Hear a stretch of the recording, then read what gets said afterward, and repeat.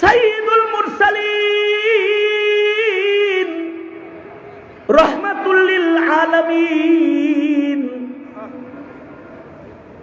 যে পয়গম্বরকে আল্লাহ তাআলা সপ্তাকাশ পাড়ি দিয়ে আরশে আজিম, যে পয়গম্বরকে মসজিদুল আকসা ইমাম বানাইয়া পৃথিবীর লক্ষাধিক নবী রাসূলকে সশরীরে আল্লাহ তাআলা মিরাজের রাতে বাইতুল মাকদিসে হাজির করায় মুসল্লি বানায়া, যে পয়গম্বরকে ইমামুল মুরসালিন রাহমাতুল লিল আলামিন নবীর শান শাফাআতে কুবরা আল্লাহ তাআলা যে পয়গম্বরকে দান করেছে, যাকে দো জাহানের বাদশার মাকাম আল্লাহ তাআলা দান করেছে, যে পয়গম্বরের শান হলো তিনি যদি ইশারা করে আকাশের চাঁদ দুই টুকরা হয়ে যায়, তিনি যদি উপরের দিকে যায় আকাশের দরজাগুলো খুইলা যায়, তিনি যদি কারোর দিকে তাকায় তার নজরে গোলাম মাওলা হয়ে যায়, তিনি যদি পানির ভেতরে স্পর্শ করে পানিতে বরকত এসে যায়, তিনি যদি নদীর ভেতরে কুয়ার ভেতরে যদি থুথু ফেইলা দেয় তিতা পানি মিঠা পানি হইয়া যায়, তিনি যদি কসম করে কসম পোড়া করা আল্লাহ নিজের জন্য ওয়াজিব করে লয়, সেই সাইয়্যিদুল মুরসালিন, যে নবীকে আল্লাহ তাআলা রুবুবিয়্যতের শানের পরেই যার মাকামে নবুওয়াত খাতমে নবুওয়াত, সেই পয়গম্বরের ঘর গণভবনের মতো বড় কোনো ঘর নয়, বঙ্গভবনের মতো বড় কোনো বাড়ি নয়, সেই পয়গম্বরের ঘর মাত্র 4টা কবরের জায়গাওয়ালা ঘর। আওয়ামী লীগ ফেতনা, এটা অস্পষ্ট ফেতনা, উপরে ফিটফাট ভিতরে সদরঘাট, বোঝা যায় না। কারণ বেচারি ডেলি 70 রাকাত নামাজ পড়তো, কে বুঝবো যে হিন্দুর দালাল? বুঝেন বিষয়টা, বুঝেন? ডেলি যদি 70 রাকাত নামাজ কেউ পড়ে, হে যে আসলে মোদির দালাল, এটা বোঝার কায়দা আছে? আসে কি মাওলা?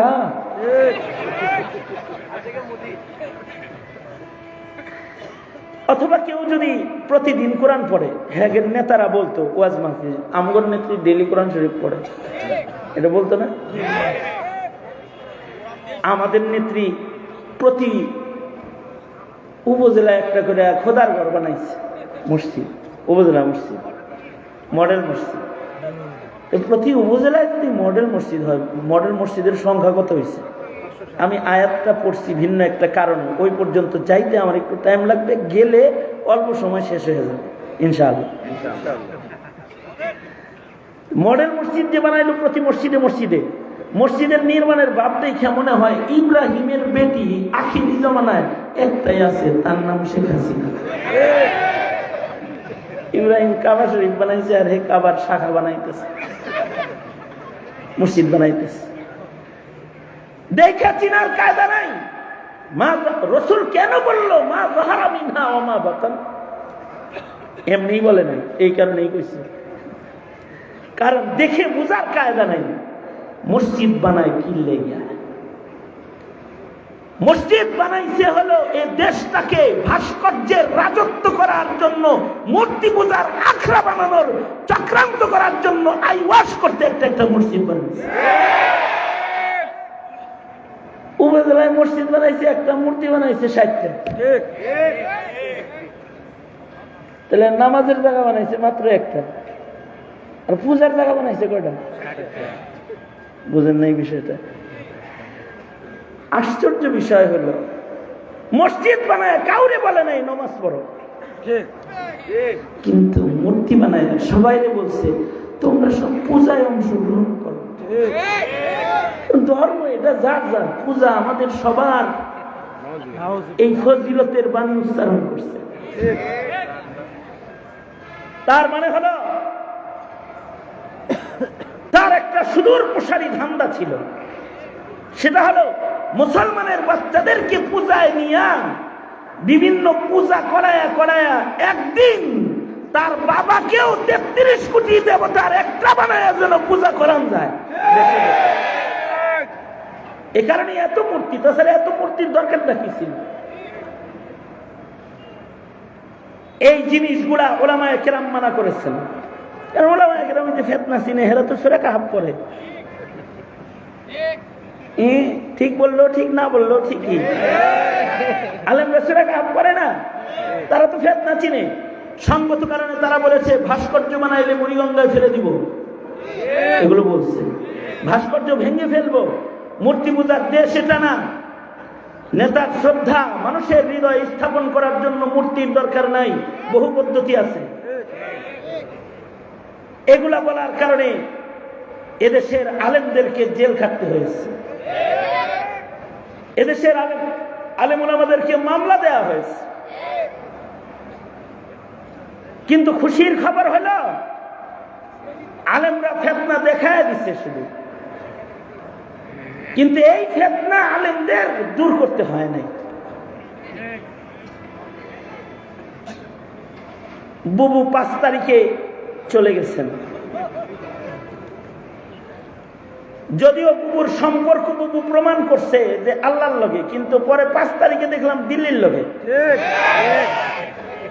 মানে প্রভু মানে এত বেশি প্রভুর গুণগান গাইছে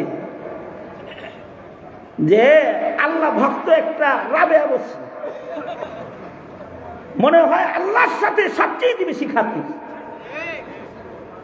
কিন্তু ৫ তারিখে যখন বাংলাদেশের আবাবিলের কাফেলা ছাত্র জনতা দাওয়া দিল, তখন দেখলাম বুবু যতই মসজিদ বানাক আল্লাহর লগে খাতির জমে নাই, তবে ভাস্কর্য বানায় মোদির সাথে খাতির খুব ভালো জমেছে। কোথাও জায়গা না পেলেও, মসজিদের কোন দেশে জায়গা না হলেও মন্দিরের দেশে জায়গা হয়ে গেছে, কারণ খাতির এটা জমে গেছে। বহু তো চলে গেলেন, কিন্তু আমি একটা অভয় বানিয়ে আপনাদেরকে দিই, সেটা হলো এই ৫ তারিখে বুবু গেছে গা, ৬ তারিখ সন্ধ্যার আগে বাংলাদেশের সব মূর্তি সব মাটির সাথে মিশায়া দিয়েছে এদেশের মুসলিম জনতা। মাত্র ২৪ ঘন্টার ব্যবধান। আমি কয়েকদিন আগে গোপালগঞ্জে গেলাম, তো গোপালগঞ্জের মেন জেলা গেটে শেখ সাহেবের বড় ছবি ছিল, উনি সালাম দিত সবাই ঢুকলেই। সেদিন গেলাম, দেখলাম শেখ সাহেবের মাথা নাই, ওইটাও কে যেন ভেঙে লয়ে গেছে।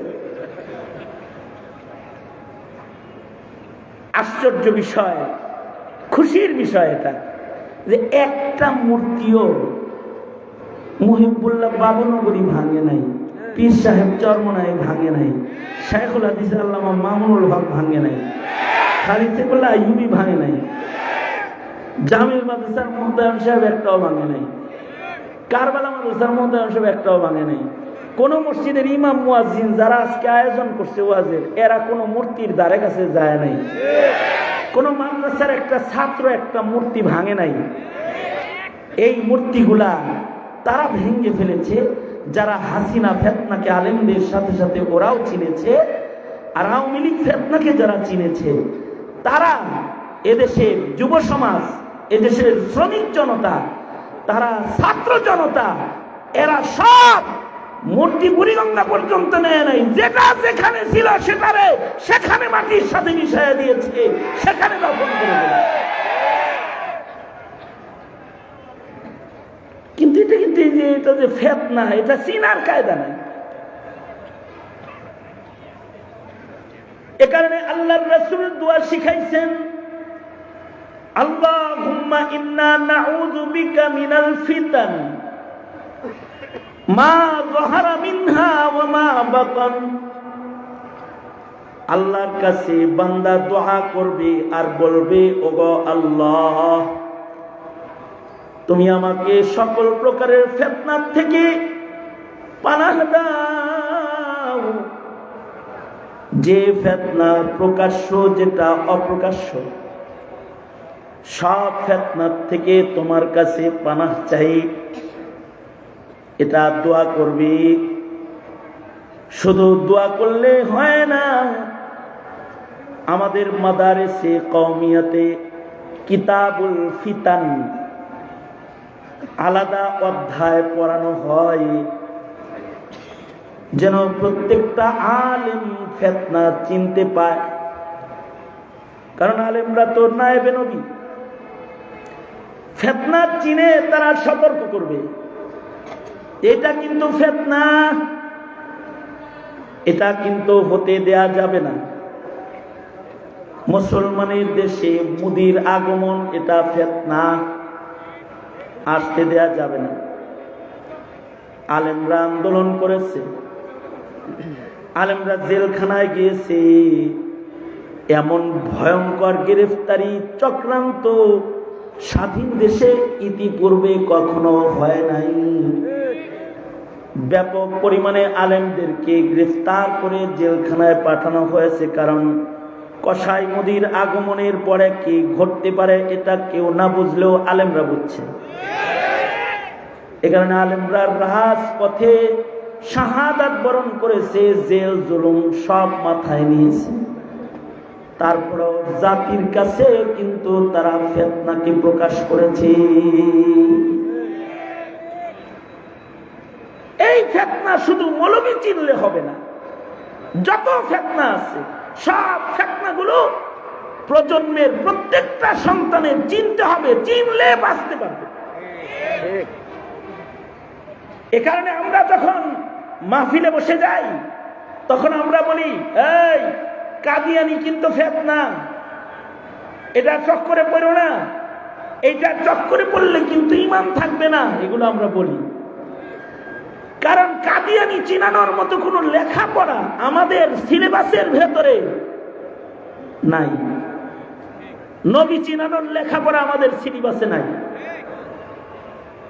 নবী চিনাইতে আমাদের চিৎকার করে করে বলতে হয়, আমাদের নবী শেষ নবী, আমাদের নবীর পরে আর নবী নাই, এগুলো আমাদের বলতে হয়।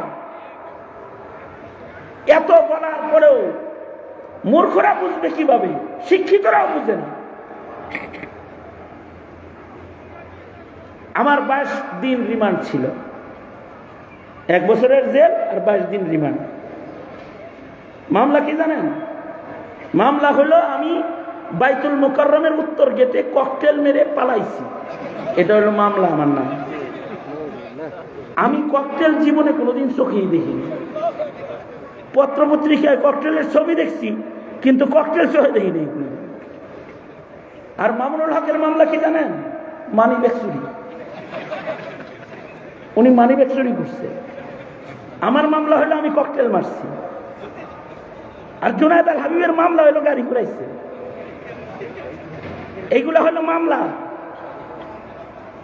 এই মামলায় আবার রিমান্ড কতদিন জানেন?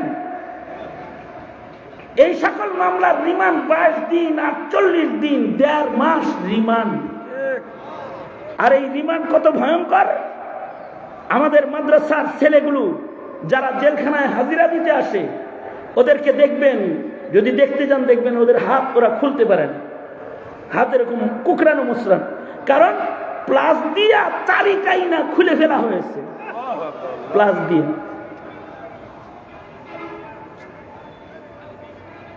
লটকায় রিমান্ড করা হয়েছে। তবে এই রিমান্ডের ভেতরে কিছু ভালো পুলিশও আসে, এমন পুলিশও ঢুকছে যাদের ভেতরে ঈমান আছে। এরা দরজা বন্ধ করে জড়ায় ধরে কাঁদছে আর বলছে, হযরত হাতটা বাঁধা, মাফ করে দেন। আছে কিন্তু যারা নিজেকে বিক্রি করে ফেলেছে কারোর কাছে, তারা এসে বলে কি জানেন? তারা বলে কি, কাদিয়ানীদের সাথে একটু মিলমিশ করে চলা যায় না? আরে কাদিয়ানির সাথে কি মিলমিশ করে চলবো? আবার তাদের প্রশ্ন হলো, কাদিয়ানীরা কি আসলেই কাফের? এই কথা শুনলে তো ইবলিসেও হাসে যে কাদিয়ানি কি আসলেই কাফের।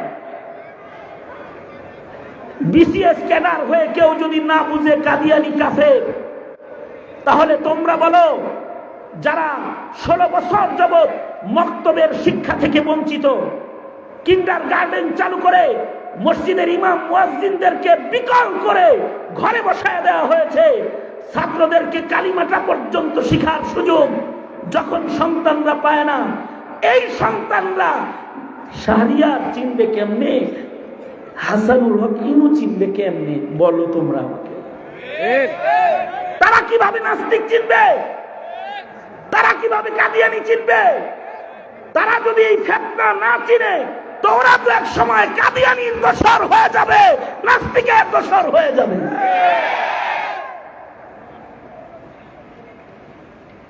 চোরের লিস্টি থানায় নাই সঠিকভাবে, কিন্তু মোল্লার লিস্টি ছিল। মোল্লার লিস্টি ছিল না? মৌলবীদেরকে বিভিন্ন থানায় আনতে পারতো না, আমাদেরকে আনতে পারতো না। একটা লিস্টি নওগাঁয় কমপক্ষে 25টা মাহফিলে আমাকে যেতে দেয় নাই। মহাদেবপুর, নওগাঁ যেতে দেয় নাই আমাকে। আমার নাম প্রচার করা হয়েছে, কিন্তু আমাকে মাহফিলে ঢুকতে দেয় নাই। আমি বগুড়া আসছি, বগুড়া থেকে গাড়ি ঘুরে চলে গেছি। কি অপরাধ? হ্যাঁ, এইটা হলো অপরাধ। অপরাধ হলো আমরা মুসলিম প্রজন্মের সন্তানদেরকে ফিতনা চিনায়া দেই, বলে দেই এরা দুশমন, এদের সাথে আঘাত করে চলবি না। আমরা এটা বলে দিই, কারণ আমার সন্তানকে যদি ফিতনা আমি না চিনাই, তাহলে ও ফিতনায় পড়ে যাবে। আল্লাহর রাসূল বলেন, নিজে দোজখ থেকে বাঁচো, তোমার আহালকে দোজখ থেকে বাঁচাও। ও আনফুসাকুম ওয়া আহলিকুম নার, তুমি নাস্তিক হইবা না, তুমি কাদিয়ানির খপ্পরে পড়বা না, তুমি ভণ্ডের খপ্পরে পড়বা না, তুমি অন্যায়কারীদের দলভুক্ত হয়ে তুমি অন্যায়কারীদের দালাল হইবা না, এবং তোমার পরিবারের কাউরে অন্যায়কারী হইতে দিবা না। তুমি জালিম হইবা না, তোমার প্রজন্মকে জুলুম করতে দিবা না, তুমি ইসলাম থেকে বাইরে যাবা না, তোমার প্রজন্মের কাউকে ইসলামের বাইরে যাইতে দিবা না। এ কারণে তালাবুল ইলমি ফারিদাতুন আলা কুল্লি মুসলিম, সব মুসলমানের এতটুকু জরুরি ইলম শিক্ষা করা ফরজ, যার দ্বারা ইমান চিনা যায়, ইমানের খেলাফ জিনিস চিনা যায়, যার দ্বারা ইবাদত চিনা যায়, বিদআত চিনা যায়, যার দ্বারা হালাল চিনা যায়, হারাম চিনা যায়। যতক্ষণ পর্যন্ত এই ফিতনা সম্পর্কে জাতিকে সুস্পষ্ট তুমি আমি না করব, ততক্ষণ পর্যন্ত তোমার আমার সন্তান প্রজন্ম নিরাপদ নয়। কারণ ইসলামের দাওয়াত বন্ধ করার চক্রান্ত আছে ঠিক, কিন্তু মিশনারিদেরকে বন্ধ করা, বাধা করার মতো কোনো সুযোগ বর্তমানে নাই। যাও পঞ্চগড়ে, যাও, যা দেখবা হাজার হাজার মুসলমান কাদিয়ানি হয়ে গেছে। যাও নীলফামারী, যাও, যা দেখবা খ্রিস্টান হয়ে গেছে। এই কিছুদিন আগে আমি কুড়িগ্রাম গিয়েছি, যা দেখলাম এক গ্রামে হাজার হাজার খ্রিস্টান হয়েছে। কারণ তারা খ্রিস্টান কি জিনিস, ইহুদি নাসারা কি জিনিস, কাদিয়ানি কি জিনিস, এই ফিতনাগুলো তারা চিনে না, বুঝে না, জানে না। তো শুধুই মাত্র দোয়া করলে হবে না, ফিতনাকে চিহ্নিত করতে হবে। এটা ফিতনা, চিহ্নিত করতে হবে। আর পাশাপাশি রাসূল বলে আমল করবা। কেউ যদি সূরা কাহাফ তিলাওয়াত করে, শুক্রবারের সূরা কাহাফের আমল যদি কেউ করে, তো আল্লাহর রাসূল বলেছেন আল্লাহ তাআলা তাকে দাজ্জালের ফিতনা থেকেও হেফাজত করবে। আর যদি সূরা কাহাফের আমল প্রতিদিন কেউ করে, প্রতিদিন সূরা কাহাফ তিলাওয়াত করলে যে ঘরে তিলাওয়াত হবে এই ঘরের বাসিন্দারা নিরাপদ হয়ে যাবে, ফিতনা মুক্ত ঘর হবে। কিন্তু আমাদের সন্তানরা তো সূরা কাহাফ পড়ে না, সূরা ইয়াসিন পড়ে না, আমাদের ঘরগুলো নষ্ট হয়ে গেছে। সাহাবী রাতের বেলায় সূরা কাহাফের তিলাওয়াত করতেছি, হাদিসে আছে সাহাবী রাত্রে সূরা কাহাফ করতেছে। একদিকে সাহাবী সূরা কাহাফ করতেছে, সাহাবীর কিছু চটি কথা, সাহাবীর পাশেই সাহাবীর বাচ্চাটা ঘুমায় রয়েছে, এর পাশেই সাহাবীর ঘরের ভেতরেই তার ঘোড়াটা বান্ধা। একই ঘরের ভেতরে সাহাবী সূরা কাহাফ পড়ে আর বাচ্চা ঘুমায়, ঘরের কোনায় কি বান্ধা আছে? ঘোড়া বান্ধা আছে। ঘোড়া তো গুরুত্বপূর্ণ জিনিস। ঘোড়া বর্তমান প্রাডো, প্রাইভেট কার এগুলোর মতো সেই যুগে। আগের জমানার মানুষের ঘর বেশি ছিল না। আরে আমি তো দেখছি আমার দাদা দাদির আমলে যে ঘরে আমরা থাকছি ওই ঘরে খাটের নিচে ছাগলও থাকছে। আপনাদের এরকম গেছে না? যে ঘরে মানুষ রয়েছে ওই ঘরে খাটের নিচে মাচার নিচে কি আছে? ছাগল বান্ধা আছে। কারণ আগে তো এত ঘর ছিল না। এখন তো আলাদা পশু খামার করা হয়, পশু থাকবে খামারে, ঘর সব আলাদা, ছেলের ঘর আলাদা, মেয়ের ঘর আলাদা, চাইল্ড রুম আলাদা, গেস্ট রুম আলাদা, বেডরুম আলাদা, ড্রয়িং রুম আলাদা, বাথরুম আলাদা, ড্রেসিং রুম আলাদা। মানে রুমের আর অভাব নাই। কিন্তু আগে ছিল ছোট ছোট ঘর। এমনকি আপনার আমার নবী বুখারী শরীফে আছে, আপনার আমার নবীর ঘরও উন্নত ছিল না। আপনার আমার নবীর ঘর কতটুকুন? এতটুকুন ঘর যেখানে মাত্র 4টি কবরের জায়গা আছে। হুজরায়ে আয়েশা,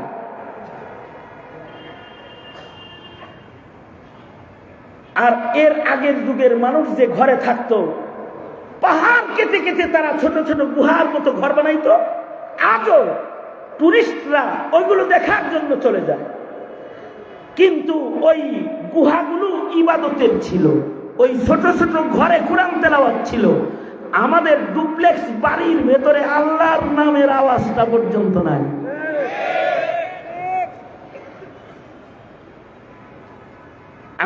আমার এক মুসল্লির খুব সুন্দর বাড়ি, ডুপ্লেক্স বাড়ি করছে।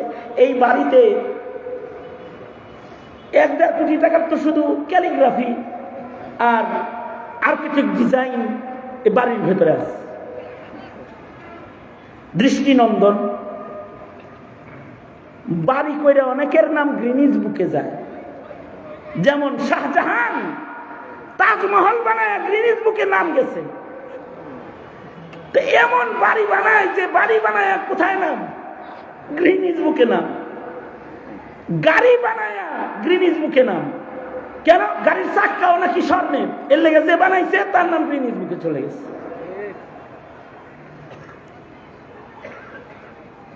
কিন্তু কিছু বাড়িওয়ালার নাম আকাশে একটা বুক আছে, ওই বুকে চলে যায়। কিছু কিছু বাড়িওয়ালার নাম, তাদের বাড়ি এইরকম আর্কিটেক্ট ডিজাইন নাই, তাদের বাড়িতে ওয়াইফাই কানেকশন নাই, তাদের বাড়িতে টেলিভিশন নাই, তাদের বাড়িতে সুন্দর মার্বেল পাথর লাগানো নাই, কিন্তু তাদের বাড়িটা আকাশে একটা খাতা আছে, বুক, ইবাদুর রহমান বুক, কোরআনে আছে ওয়া ইবাদুর রহমান। এই বুকের ভেতরে তার নাম চলে যায়। আল্লাহ তাআলা এই বাড়িওয়ালার নামটা ওই বুকে উঠায়া দেয়। আল্লাহু আকবার, জোরে করে বলেন আল্লাহু আকবার। অথচ এই বাড়ির ভেতরে কি নাই? ডেকোরেশন নাই, ফার্নিচার নাই, বিছানা নাই, কিছুই নাই। তা আমার এক মুসল্লি বাড়ি বানাইছে, দোয়ার জন্য আমারে নিয়ে গেছে। আমি দোয়ার জন্য গেছি, যাই আমি বললাম চমৎকার বাড়ি বানাইছেন তো। হুজুর বাড়িটা পছন্দ হয়েছে?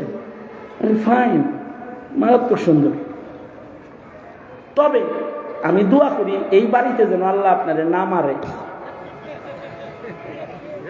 এটা কি করলেন, এই বাড়িতে যেন না মারে? আমরা না, আপনাকে যেন আল্লাহ তাআলা একটা মসজিদের ভিতরে মারে।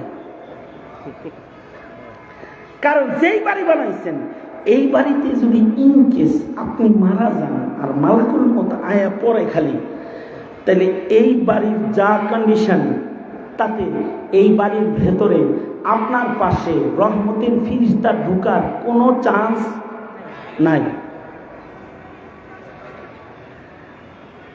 কারণ এই বাড়িটা সাজাইতে যায় ছবি মূর্তি এমন কিছু নাই যা আপনি করেন নাই। খেলোয়াড়কে বাড়িতে দাওয়াত দিয়ে বসায় রাখা সওয়াবের কাজ, কিন্তু খেলোয়াড়ের ছবি টাঙ্গায় রাখা গুনাহের কাজ। নায়িকারে নায়করেও দাওয়াতের নিয়তে দাওয়াত দিয়ে খাওয়ায় করে ইমানের দাওয়াত দিলে সওয়াবের কাজ, নিজের বাড়িতে আইনা ইবাদতের কথা বললে সওয়াবের কাজ, কিন্তু এর ছবিটা টানায় রাখলে গুনার কাজ। মা বাবার জন্য সাদাকায়ে জারিয়া করা, দোয়া করা সওয়াবের কাজ, কিন্তু বাপের ছবি, নিজের পিতার ছবি পাথরে অঙ্কিত করে টানায় রাখা গুনার কাজ। ঘোড়া ঘরের ভেতরে রাখা এটা জায়েজ আছে, কিন্তু ঘোড়ার ছবি রাখা না জায়েজ কাজ। বুঝেন নাই বিষয়টা? সাহাবীর ঘরে তো ঘোড়া আছে, কিন্তু কেউ যদি ঘোড়ার ছবি রাখে, আমি বললাম যে আপনার এই ঘরটার আর্কিটেক্ট ডিজাইন আর এই ক্যালিগ্রাফি এগুলোর ভেতরে এই যে বাঙালি বধুর কমর বানাইয়া কলসি ধরাইয়া তারপরে কাতার করছেন, তারপরে মাথায় দিয়া কৃষক ইরিদান বুনতেছে, এটার ক্যালিগ্রাফি করছেন, হাজার হাজার টাকা একটা ক্যালিগ্রাফিতে খরচ করেছেন। কারণ কি? বাপদাদা কৃষক ছিল, স্মৃতিচারণ। কিন্তু এর তো মাসালা বুঝার ভুল। মুরব্বী বুঝেন নাই আপনি জিনিসটা। আপনি এই যে আপনি যে মূর্তিটা বানাইলেন, এই মূর্তির কারণে রহমতের ফিরিস্তা আপনার ঘরে ঢুকবে না। এই অবস্থায় যদি আজরাইল আপনারে ধরে, তাহলে বেঈমান হয়ে কবরে যাওয়ার সম্ভাবনা, জোরে বলেন, সম্ভাবনা আছে। সুতরাং আপনার বাড়িটা আবার ভাঙতে হইব। যদি এনে নিরাপদে মরতে চান, তাহলে এই মূর্তি ছবি এইগুলো সব সরাইতে হইব। আমার কথাটা ওনার পছন্দ হয়েছে না, কারণ দিনই বুঝ, আল্লাহর নাম বুঝাইলেই বুঝে আসে না। ইন্নাকা লা তাহদি মান আহবাবতা ওয়ালাকিন্নাল্লাহা ইয়াহদি মান ইয়াশা। কিন্তু বুখারী শরীফের ভিতরে আছে সাইয়্যিদুল মুরসালিন রাহমাতুল লিল আলামিন, যে পয়গম্বরকে আল্লাহ তাআলা সপ্তাকাশ পাড়ি দিয়ে আরশে আজিম দিয়েছে, যে পয়গম্বরকে মসজিদুল আকসা ইমাম বানাইয়া পৃথিবীর লক্ষাধিক নবী রাসূলকে সশরীরে আল্লাহ তাআলা মিরাজের রাতে বাইতুল মাকদিসে হাজির করায় মুসল্লি বানায়া, যে পয়গম্বরকে ইমামুল মুরসালিন রাহমাতুল লিল আলামিন নবীর শান, শাফাআতে কুবরা আল্লাহ তাআলা যে পয়গম্বরকে দান করেছে, যাকে দো জাহানের বাদশার মাকাম আল্লাহ তাআলা দান করেছে, যে পয়গম্বরের শান হলো তিনি যদি ইশারা করে আকাশের চাঁদ দুই টুকরা হয়ে যায়, তিনি যদি উপরের দিকে যায় আকাশের দরজাগুলো খুইলা যায়, তিনি যদি কারোর দিকে তাকায় তার নজরে গোলাম মাওলা হয়ে যায়, তিনি যদি পানির ভেতরে স্পর্শ করে পানিতে বরকত এসে যায়, তিনি যদি নদীর ভেতরে কুয়ার ভেতরে যদি থুথু ফেলা দেয় তিতা পানি মিঠা পানি হইয়া যায়। তিনি যদি কসম করে, কসম পোড়া করা আল্লাহ নিজের জন্য ওয়াজিব করে লয়, সেই সাইয়্যিদুল মুরসালিন, যে নবীকে আল্লাহ তাআলা রুবুবিয়্যতের শানের পরেই, যার মাকামে নবুওয়াত, খাতমে নবুওয়াত, সেই পয়গম্বরের ঘর গণভবনের মতো বড় কোনো ঘর নয়, বঙ্গভবনের মতো বড় কোনো বাড়ি নয়। সেই পয়গম্বরের ঘর মাত্র 4টা কবরের জায়গাওয়ালা ঘর। উম্মুল মুমিনিন হযরত আয়েশা বলেন, সেই পয়গম্বরের ঘরের ভেতরে মাসের পর মাস কুপিতে তেল নাই। হযরত আয়েশা বলেন, সরওয়ারে দু আলাম রাহমাতুল লিল আলামিন আমার ঘরের ভিতরে দাঁড়ায় নামাজ পড়ে। এক এক রাকাতে আল্লাহর নবী 3 পারা 4 পারা 5 পারা কোরআন মজিদের তিলাওয়াত করেন। হযরত আয়েশা বলে, ঘরে বাতি নাই, অন্ধকার ঘর, আমি দেখতে পাই না, তাই নবীর সেজদার জায়গায় আমি আয়েশা শুয়ে থাকি। সেজদা দিতে হলে সরওয়ারে দু আলম নবী এক হাতে আমাকে সেজদার থেকে ঘুমন্ত আয়েশাকে সরায়া দেয়, পায়ের ভেতরে দাবানি দেয়, তারপরে রাসূল সেজদায় যায়। এমন একটা ছোট্ট ঘর যেখানে কোনো বাতি নাই, শুধুই মাত্র বাতি নাই তা না, উম্মুল মুমিনিন বলে, আমাদের ঘরে মাসের পর মাস চুলায় আগুন ধরে নাই। ছাত্র কেঁদে দিয়ে বলে, আম্মা জান, মাসের পর মাস আপনার ঘরের চুলায় আগুন জ্বলে নাই, আপনারা তখন খেয়েছেন কি? কি খেতেন আপনারা? হযরত আয়েশা বলে, কারোর বাড়ির থেকে কয়টা খেজুর হাদিয়া আসলে একটা খেজুর আল্লাহর রাসূল খাইছেন, আর একটা খেজুর আমি খেয়েছি, 1 গ্লাস পানি পান করে দিন কাটায় দিয়েছি। কখনো কখনো একটা খেজুরকে 2 ভাগ করে আল্লাহর রাসূল অর্ধেক খেয়েছি, আদর করে অর্ধেক খেজুর আমি আয়েশার মুখে নবী নিজ হাতে তুলে দিয়েছি, 1 গ্লাস পানি পান করে সারা দিন কাটায় দিয়েছি। এমন দারিদ্রতা আল্লাহর রাসূলের ঘরের ভিতরে আছে, চুলায় আগুন নাই, কুপিতে আগুন নাই। অথচ এই নবী যদি আল্লাহকে খালি বলতেন, ওগো আল্লাহ, এই উহুদ পাহাড় তুমি আমার জন্য স্বর্ণ বানায় দাও, যদি রাসূল এটা বলতেন, ওগো আল্লাহ, উহুদ পাহাড় আমার জন্য তুমি স্বর্ণ বানায় দাও, মুহূর্তের ভেতরে মহান আল্লাহ উহুদ পাহাড়কে তার জন্য স্বর্ণ বানাতেন। আল্লাহু আকবার। কিন্তু সাইয়্যিদুল মুরসালিন ইচ্ছাকৃত গরিবী জীবনকে গ্রহণ করেছেন, যাতে হেল্পার, কন্ট্রাক্টর, শ্রমিক জনতা যারা দারিদ্রতার কারণে ঘরের চুলায় আগুন ধরে না, ওদের ভিতরে যেন বেদনা না থাকে। আল্লাহর রাসূল দারিদ্রতাকে বরণ করে নিয়ে উম্মতকে সান্ত্বনা দিয়ে ক্ষুধা পেটে আল্লাহর গোলামি করার স্বাদ শিখায় গেছে। আল্লাহর রাসূলের ঘরে বাতি নাই, কিন্তু রাসূল লম্বা নামাজ পড়ে। আল্লাহর রাসূলের ঘরে তেল নাই, কিন্তু আল্লাহর রাসূল সিজদায় পড়ে রুনাজারি করে। উম্মুল মুমিনিন বলে, নবীজি সিজদার ভিতরে এত লম্বা সিজদা আল্লাহর রাসূল দেয়, আমি আয়েশা মনে মনে ভাবি, রাসূল বুঝি দুনিয়ায় নাই। নবীর পা ধইরা আমি নাড়াচাড়া দেই, রাসূল জীবিত আছে কিনা এটা দেখার জন্য। হযরত আয়েশা বলে, নবীজি পা শক্ত করে ধরলে আমি বুঝি নবী বাঁচা আছে। নবীর মুখের কাছে কান লাগাইলে শুনতে পাই রাসূল অঝরে কাঁদতেছে, আর মুখে উচ্চারিত হচ্ছে, উম্মতি উম্মতি উম্মতি। আল্লাহ, ফিতনার জমানায় আমার উম্মত যেন ধ্বংস না হয়ে যায়, আমার উম্মতের ঈমান যেন নষ্ট না হয়, ময়দানে মাহশারে আমার উম্মত যেন আমার চোখের সামনে দোজখের আগুনে পইরা না যায়। রাসূল সিজদা দিয়ে কান্দে, সাহাবী সিজদা দিয়ে কান্দে। ছোট্ট ঘর, কিন্তু তাদের ঘর আল্লাহর কাছে দামি।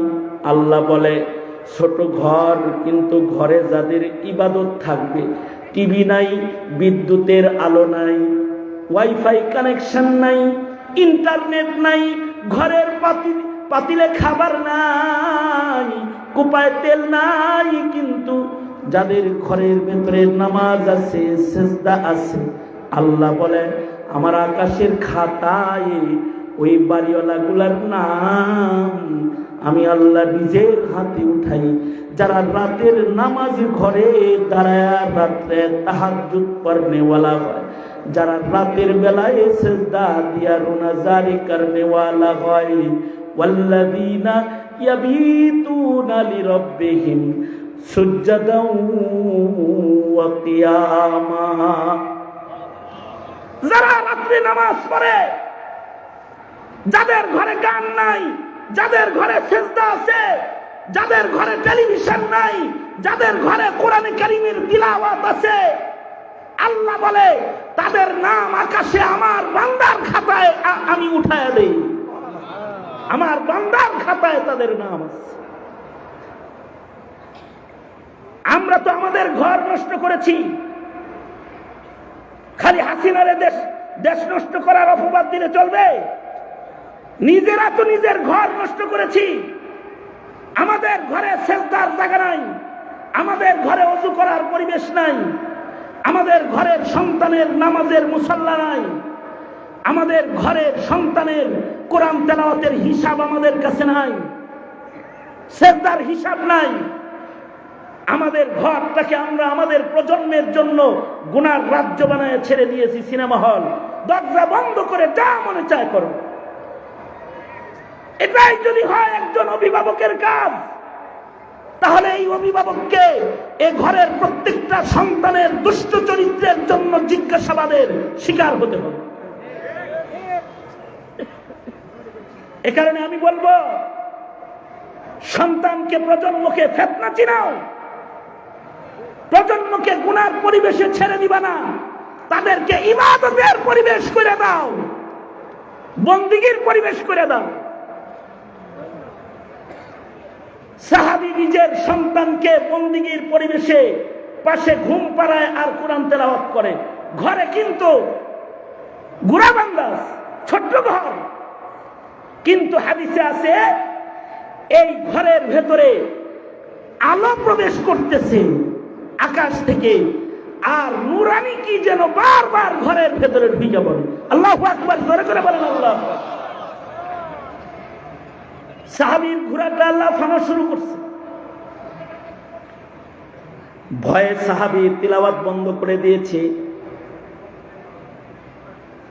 সকালবেলায় আল্লাহর রাসূলকে যায় সাহাবী বলে, ওগো আল্লাহর নবী, আমি আমার ঘরের মধ্যে কোরআনের তেলাওয়াত করতেছিলাম, সূরা কাহাফ। হঠাৎ করে দেখি আলোর মতো আকাশ থেকে কি যেন নিচে আসতেছে। আমার ঘোড়াটা লাফানি শুরু করে দেয়। তখন আমি আমার তিলাওয়াত বন্ধ করে দিয়েছি। আল্লাহর রাসূল বলে, সাহাবী, তুমি তিলাওয়াত বন্ধ করলা কেন? তিলাওয়াতটা তুমি জারি রাখতা। সাহাবী বলে, ওগো আল্লাহর নবী, আমার ঘোড়াটা লাফাইতেছিল। যদি ঘোড়াটা আমার সন্তানের উপরে এসে পাড়া দেয়, তাহলে সন্তানের ক্ষতি হবে। সন্তানের মায়ায় আমি তিলাওয়াত বন্ধ করে দিয়েছি। আল্লাহর রাসূল বলে, সাহাবী, তুমি যদি তিলাওয়াত বন্ধ না করতা, নবী কি খুশখবর দিতেছে, তুমি যদি ঘরের ভেতরে তিলাওয়াত বন্ধ না করতা, আর যদি ঘরে সূরা কাহাফ পড়তে থাকতা,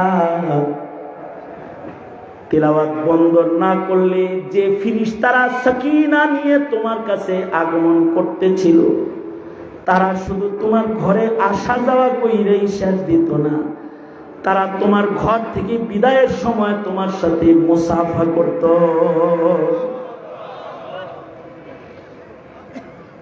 এইটা হলো কারোর ইবাদতের পাওয়ার, যে তার ইবাদতের পাওয়ার দিয়া শুধুই মাত্র জান্নাতের দরজা খুলে তা না, তার ইবাদতের পাওয়ার দিয়া জমিনেও ফেরেশতার সাথে মুসাফা হয়। আর সূরা কাহফের 103 ও 4 নম্বর আয়াতে বলেন আল্লাহ তাআলা, বন্ধু আপনি বলে দিন আপনার উম্মতের ভেতরে, আমার বান্দাদের ভেতরে কিছু বান্দা আছে, তারা ভালো কাম করে কিন্তু তাদের ভালো কাজ তারা গনে ঠিক, কিন্তু আমল নামায় যায় না, নষ্ট হয়ে যায়। যেমন শেখ হাসিনা, তার মসজিদ গোনা যায় ঠিক কিন্তু আমল নামায় যায় না। কারণ ইমানই যদি কারোর প্রশ্নবিদ্ধ হয়ে যায় তাহলে তো তার নেক আমলের কোনো দাম নাই। যার ইমানই নষ্ট হয়ে গেছে, যেমন কাদিয়ানি, যার ইমানই নষ্ট হয়ে গেছে, এবার কাদিয়ানিরা যদি এই দেশের সব মানুষের ক্ষুধা মিটায় ফেলায়, অনাহারীরে খানা খাওয়ায়, নেক কাজ কইরা যদি নেক কাজের পাহাড় জমা করে, যার ইমান নাই তার তো নেক কাজের কোনো মূল্য নেই। মানুষের নেকির কাজ নষ্ট হয় 3 কারণে। কয় কারণে বলেন? এক কারণ, যদি কারোর ইমান নষ্ট হয়ে যায় তাইলে সে নেকি করে কিন্তু তার নেকি গণনায় হয় না, কারণ তার ইমানই নাই, তার নেকির কোনো দাম নাই।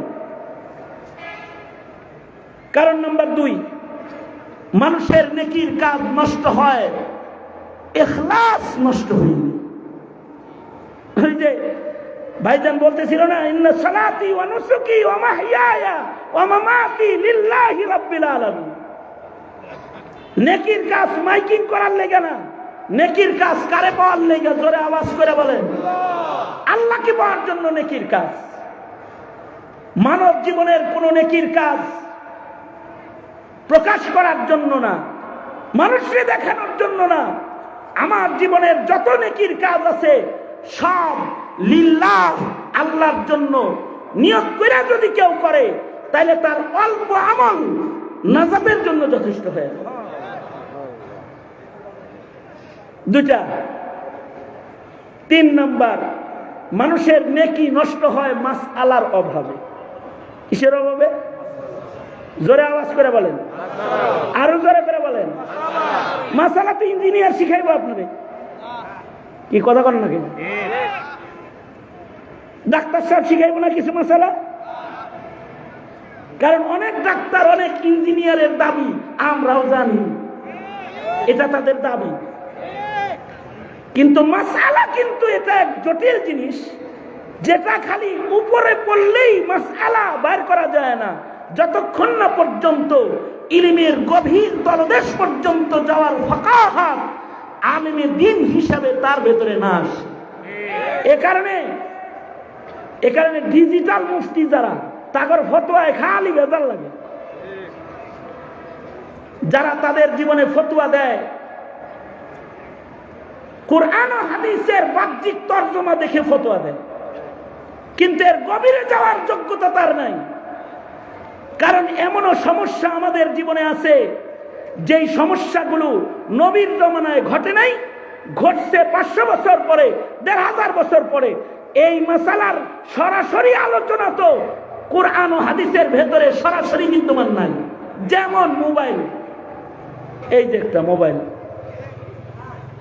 এই মোবাইলের আলোচনা এটা সাহাবায়ে কেরামের যুগে নাই, তাবিঈনের যুগে নাই, তাবিঈনের যুগে নাই, আরে আমাদের হাফিজি হুজুর, পিজি হুজুরের যুগেও নাই।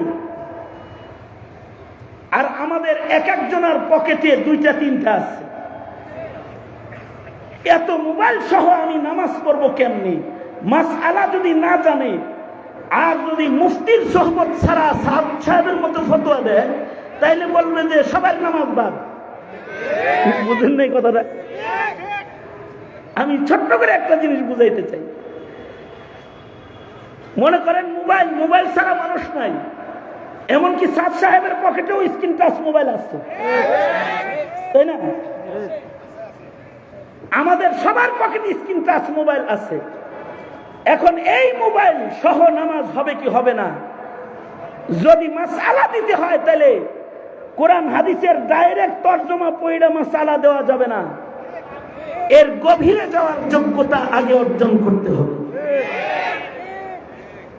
আচ্ছা, উদাহরণস্বরূপ আমি বলি, যেমন আমি আজকে আমার আলোচনায় হযরত আয়েশা সিদ্দিকার একটি হাদিস বলেছি।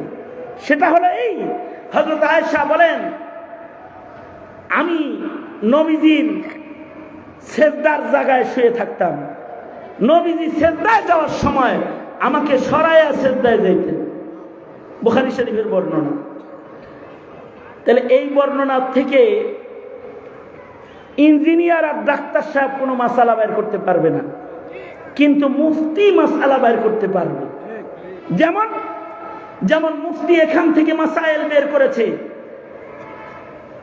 মহিলার সাথে স্পর্শ হলে ওযু ভাঙে না। এটা এই হাদিস থেকে এই মাসালাটাও বের হয়। কারণ নবী নামাজরত আয়েশার পায়ে দাবানি দিছে, তাতে ওযু ভাঙে নাই। তাই কি ওযু করে কেউ যদি বললো মুয়ানাকা করে ওযু ভাঙবো? মানে কথার কথা, মনে করেন যে আপনি ওযু করছেন, ওযু করে মসজিদে যেতেছেন, ভাবি কই যাও, আপনি তখন কি করবেন? মুসাফা করে মানা করে বলবেন, আল্লাহুম্মা জিদ মুহাব্বাতি লিল্লাহি ওয়া রাসূলিহি, আটকাইছো আমি নামাজে যাই, ছেড়ে দাও। আচ্ছা, যদি এই এতটুকু আপনি করেন, তাতে আপনার ওযু নষ্ট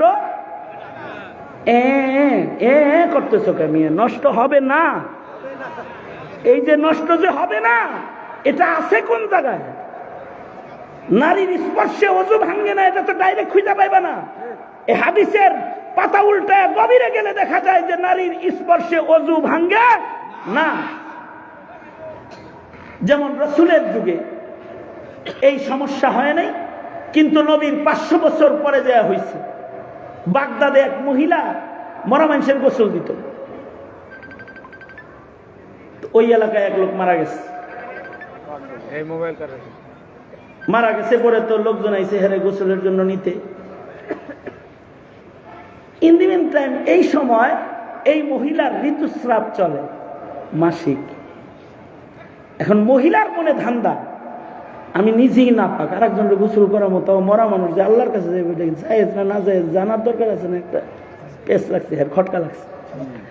সে বাগদাদ জামে মসজিদের মুফতি সাহেবকে যায় বলে, আমার তো ঋতুস্রাব চলে, এখন আমি কি মরা মানুষের গোসল দিতে পারবো কি না, জায়েজ আছে না নাই, এটা জানতে আইছি, কারণ আমারে নিতে আইছি। বাগদাদের মুফতি সাহেব ছাত্র নিয়ে বসে রয়েছে, পড়াইতেছে ছাত্র। উনি বললেন, যান যান, ডিস্টার্ব করেন না তো, জায়েজ আছে, যান গোসল দেন না। মুফতি সাহেব কয়, জায়েজ আছে মানুষ যদি জিগাইতে দলিল কই আছে কি কম? আজব মহিলা তো আপনি। বলেন বুখারী শরীফে আছে। কি কইছে? হ্যাঁ, বুখারী শরীফে আছে, এটা কয়ে দিন। মহিলা তো চলে গেছে, বুখারী শরীফে আছে। ছাত্রকর প্রশ্ন হলো যে বুখারীতে এটা কোন জায়গায় আছে? এখন হুজুর তো জ্বালানি তো বিয়াতে আছে, হুজুরে তো জিগাইতেও পারে না। সবাই মিলা বুখারী খুইলা দেখে, মাসিকের হালতে গোসল দেওয়া যায় কই আছে, মাসিকের হালতে গোসল দেওয়া আছে কই আছে। সব মিলা বুখারী খতম দিয়েও দেখে যে এর ভিতরে ঘোরার দিন কিচ্ছু নাই। পরে ছাত্ররা যায় হুজুরকে কয়, হুজুর বললেন যে বুখারীতে আছে, পাই না তো খুঁজা। বুখারীতে আছে, কিন্তু বুখারী শরীফের এত উপরে নাই, একটু ভিতরে আছে। কিছু জিনিস উপরে থাকে, পেঁয়াজ আলু মাটির উপরেই থাকে, ওটা লাঙ্গলের ফাল দিলেও বাইর হয়। কিন্তু সোনার খনি, গ্যাসের খনি, তেলের খনি এত উপরে থাকে না যে কৃষকের লাঙ্গলের ফাল দিয়ে এটাকে বাইর করে আলাই, এত উপরে থাকে না। হুজুর বলে কি, দেখো মাসিকের হালতে মরা মানুষকে গোসল দেওয়া যাবে, কথাটা বুখারীতে আছে কিন্তু সরাসরি নাই, একটু পেশায় ঘুরায় মুড়ায় আছে। কেমনে? কই যে আল্লাহর রাসূল ইতিকাফে ছিলেন, আর নবীজির মাথা ধোয়ার দরকার পড়েছে, নবী মসজিদের জানালা দিয়ে মাথাটা হুজরায় আয়েশায় বের করে দিছে, আর হযরত আয়েশা মাসিকের হালতে রহমাতুল লিল আলামিন নবীর মাথা ধুইয়া দিতেছেন। এটা তো আছে। তোমাকে মরা মানুষের দাম কি নবীর মাথার চাইতে বেশি নাকি যে ওইটা গরম যাইব না?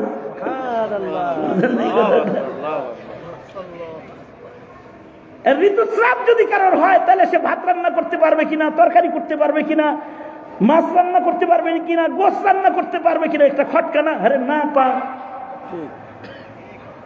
কিন্তু নবীর একাত্র আমল থেকেই সব মাসআলা বের হয় যে নাপাক দেহ ঠিকই, কিন্তু তার কারণে কিছুর সাথে ছোঁয়া লাগলে হেটাও নাপাক হয়ে যাব বিষয়টা তা না। তাইলে তো কোনো মহিলার ঋতুস্রাব চালু হইলে তোমাকে বলতো যে টাটা হোটেল, আমি মাসিক, আপনি যাও গা, তারাই দিতে এমনি।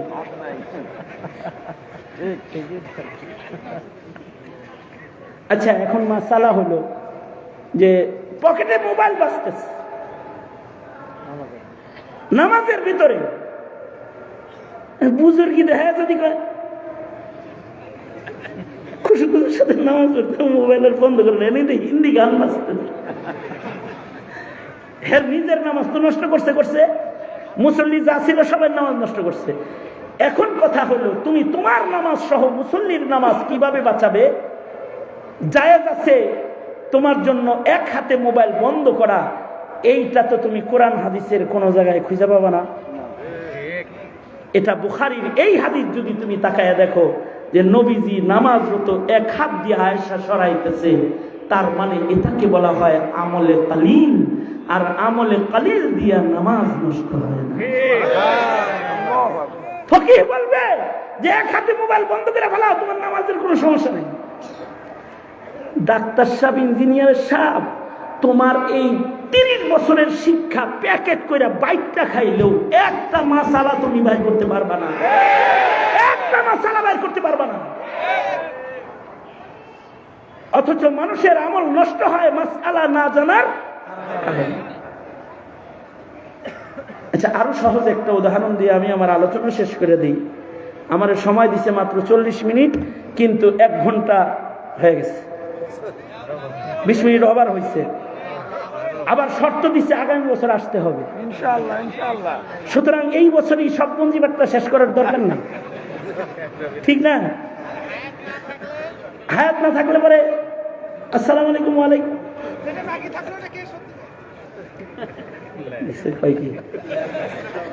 আচ্ছা, আর একটা শুনেন, আমাদের দেশে ইদানিংকালে শাহরুখ খান স্টাইলের চুল কাটার প্রবণতা, মানে এদিক দিয়ে নাই বাটি ধইরাই বিচাই সাহায্য, আর এদিক দিয়ে হইল নড়েচড়ে। আচ্ছা, মাথাটা যদি এই হয়, আচ্ছা বলেন তো এই মাথায় টুপি থাকবো জীবনেও? ইন কেস টুপি যদি ভালো করে বসানো না থাকে, তাহলে তো চুলের বারে টুপি রুকুতে গেছে আর টুপি পরে গেছে, পড়ছে না? পরে কিনা? এখন কথা হইল, টুপি যে মাথার থেকে পড়লো নিচে, টুপিটা কি ওখানেই থাকবে নামাজ পর্যন্ত, নাকি এটা উঠানো হবে? কোনটায় উপকার বেশি? এটা হইল মাসালা। আপনি যদি বুজুর্গের মতো এরকম করেন, কতক্ষণ পরপর টুপি দেখেন, তো হিসাব করবেন যে ইস টুপিটা পড়ে গেল, এই টুপির চিন্তায় আপনার 4 রাকাত নামাজ শেষ, বুঝলেন নাই? কারণ আপনার তো সেজদার জায়গায় ওটা পড়ছে, তো আপনি তো কতক্ষণ পরপর খালি দেবেন, হায় আমার টুপি, হায় আমার টুপি, হায় আমার টুপি। আচ্ছা, এ তো গেছে আপনার নামাজ, আর আপনার ডান পাশে আর বাম পাশে যে আছে মগা চৌধুরী, আমার মাথারটা পরে না, তোরটা পড়ছে কেন? আমার মাথারটা পরে, ডান পাশে এর নামাজও গেছে, বাম পাশে যে আছে এর নামাজও গেছে।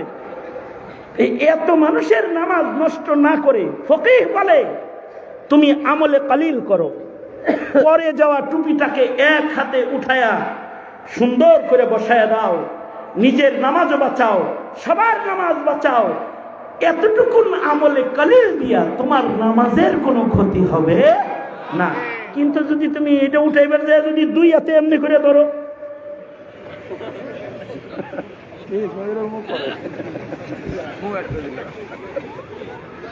এইবার বলেন এখন নামাজ আছে না নাই? এখন কি হয়েছে? এটা কি হয়েছে? আমি আর একটা আমলে কাসির আপনাদেরকে বুঝাই। আমি হারাম শরীফে নামাজ পড়তেছি, আমার সাথে এক বুড়া চাচা নামাজ পড়ে, কাফনের তো পকেট নাই, বুঝেন নাই? কাফনের পকেট মানে এহরামের কাপড় পরা, তো পকেট কিছু নাই। কিন্তু এই চাচার ছেলে একটা ছোট মোবাইল হের গলায় ঝুলাই দিচ্ছে সুন্দর করে, ফিতায় মোবাইল একটা ঝুলতেছে। একদিক দিয়ে হারাম শরীফের নামাজ শুরু হয়েছে, আর এক দিক দিয়ে এটা কেরকেরানি শুরু হয়েছে। এটা তো বাস্তি আছে, বাস্তি আছে। 2 রাকাত নামাজে তো জোরে কেরাত ছিল, বাদ্যযন্ত্রের আওয়াজ অত বোঝা টোজা যায় নেই। কিন্তু যখন তাশাহুদের শুরুতে বসছে, এরপর তার কেরাতের কিছু নেই, এখন খালি বাজে বাজে বাজে। পারে তো পাশের নামাজিওয়ালা হেরে ধরে বসে, বাপটা এরকম হইতেছে, এত জোরে বাজতেছে, আশপাশের সবার নামাজ শেষ। চাচা শেষ বেলায় কি করছে জানেন? আমরা সবাই যখন রুকুতে গেছি, উনি আস্তে করে ফোনটা ধরে কয়, এই পরে কল করিস, নামাজে আছি।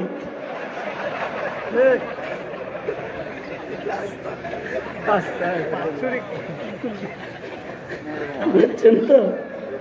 বুঝছেন? আচ্ছা বলেন তো, আমি চাচার পাশে আছি, আমার তখন কি অবস্থা? আপনি যদি এই চাচার পাশে দেখতেন, আপনি কি হইতো কোন? এর ভিতরে চাচার কোনো সমস্যা নাই, উনি দিব্যি নামাজ পড়তেছে। নামাজ আমি কইছি, কাকা করলেন নাকি আপনি? নিজের নামাজ নষ্ট করলেন, আমার সবার নামাজ নষ্ট করলেন। আপনি যে নামাজের ভিতরে কইলেন, যাই আমি নামাজ পড়তেছি, পরে কল করিস।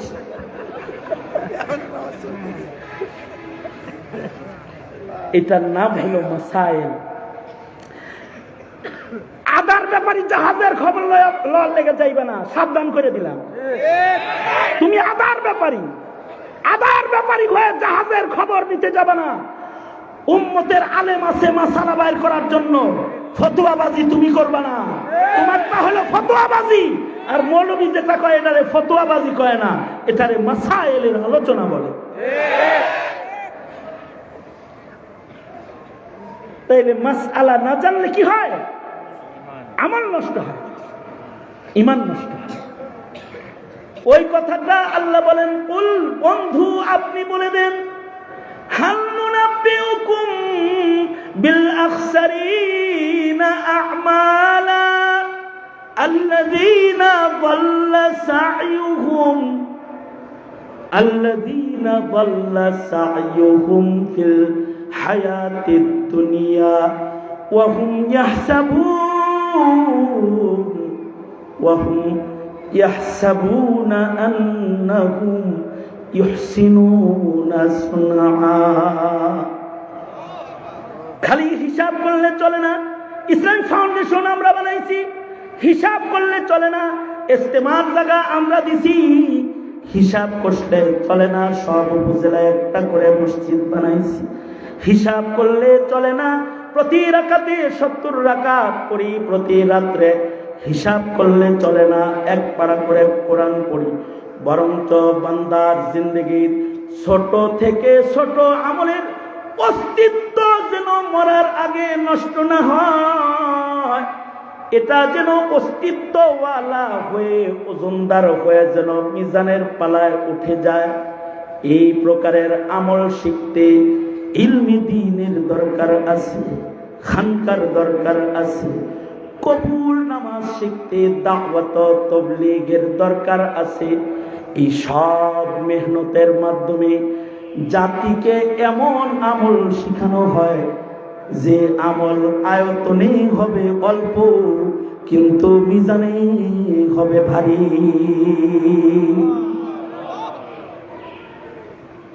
হাত সোজা।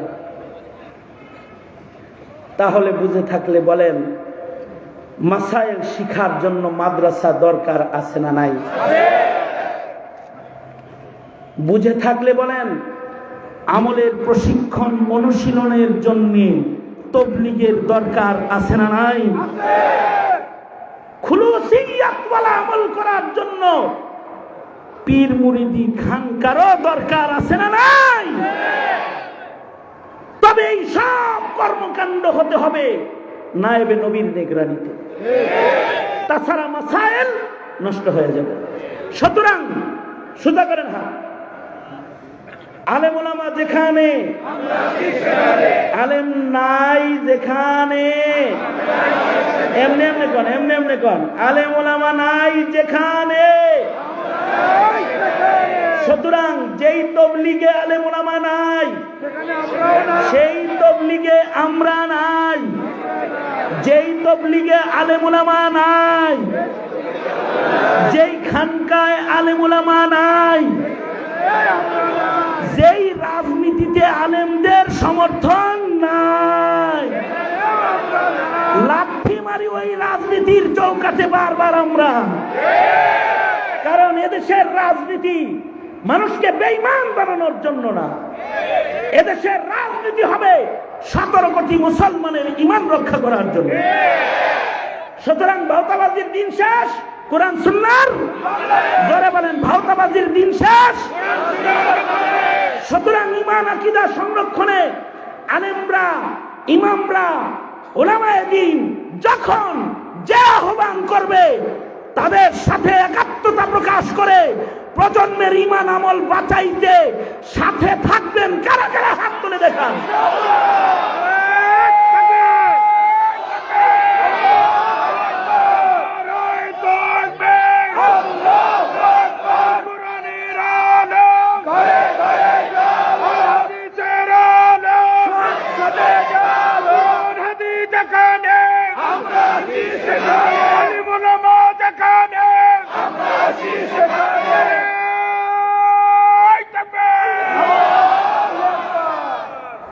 আলোচনা শেষ আজকের মতো।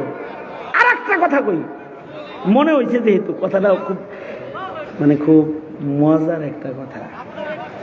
মুফতি আজম শফি রহমতুল্লাহ আলাইহি, মুফতি আজম, আরে না কি বাঁচতে হবে না আমার, শোনেন শোনেন এই কথাটা বলে শেয়ার দিতেছি।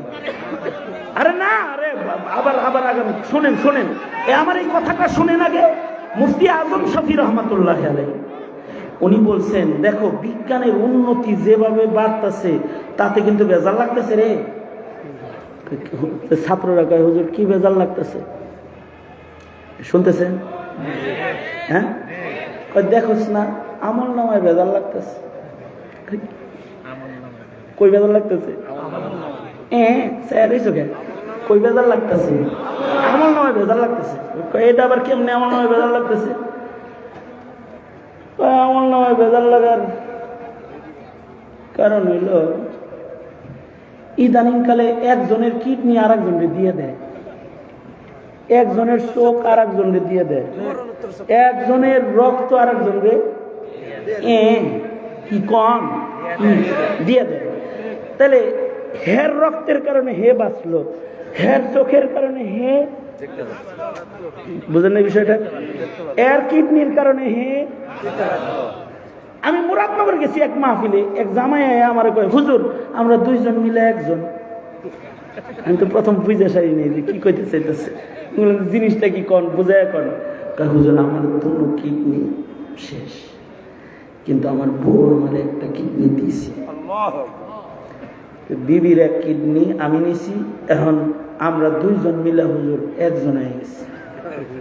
আল্লাহ যেন আমাদের দুজনের নেক হায়াত দেয়, কারণ এখন যদি কারণটা বন্ধ হয় তাহলে তা আমি বললাম যে যাই হোক একটা কাম করে আলাইছেন, বিজ্ঞানের উন্নতির ফসল, কিন্তু বউয়ের কিডনিটা দেহে লইয়া কোনো আকাম মারাই না। কারণ হইল এখন আপনি যদি আকাম করেন কোনো, তাইলে এই আকামটা নিয়ে টানাটানি লাগবো ফিরিস্তাগর ভিতরে। এক ফিরিস্তায় করবো এই কিডনি ওর, এটা ওর আমল নামায় দেখ, আর এক ফিরিস্তায় করবো যে ও করছে ওর আমল নামায় দেখ। ফিরিস্তা করে বিপদে ফেলাইছেন, বুঝেন নাই কথাটা? মনে করেন আপনার চোখ দিয়ে আপনি পড়তেন কোরআন শরীফ, দিয়েছেন হইল আস্তা একটা গাঞ্জুটি রে, এটা খালি গাঞ্জা বানায় বানায় খায়। এখন এই চোখের গুণা যেটা, এটা কয়জনের আমল নামায় যাইব? ফেরেশতা করে বিপদে ফেলাইছেন না মিয়া। এর চেয়ে ইন্টারেস্টিং খবর হইল, মুফতি আজম শফি রহমতুল্লাহ বলেন, এখন তো কিডনি খুলে দেয়, বিজ্ঞান এমন কিছু যদি বাইর করে যে নুনু বিক্রি করার নিয়ম বাইর করছে। মনে করেন একজনের টাকা আছে, আর একজনের যৌবন আছে। যার যৌবন আছে হ্যাঁ টেহা দরকার, হে কইব তোর নুনুটা আমার দে, 1 কোটি টেহা তৈরি। এখন যদি এটা হয়, যেই আধুনিক বিজ্ঞান কিডনি স্থাপন করতে পারে, সেই আধুনিক বিজ্ঞান মনে করেন রগে রগে জোড়া লাগায় ওইটাও যদি পারলো। আর পারে কি? আগে ওই জায়গায় যান কেন? যদি পারলো, মুফতি আজম বলছেন তো, যদি পারলো আর যদি করলো, আর যদি হে আবার এই ননু দিয়ে কোনো বিয়ে করলো, এরপরে যদি হঠাৎ আবার একটা বাচ্চা হইল, তখন এই বাচ্চা আব্বা বলবে কাকে? ননুওয়ালাকে না দেহওয়ালাকে? ব্যস্ত লাগছে, মাতব্বরি কটকামি করো। সেদিন বাপ ডাক কাকে দিবে এটা জানতে মোল্লার দস্তরখানে এসে বসে থাকতে হবে তোমার। না, তোমার বিজ্ঞান দিয়া তুমি বাইর করতে পারবা না। সুতরাং দিন শিক্ষার দরকার আছে না নাই? জোরে আওয়াজ করে বলেন। সুতরাং আলেমদের সাথে থাকবেন তো ইনশাআল্লাহ।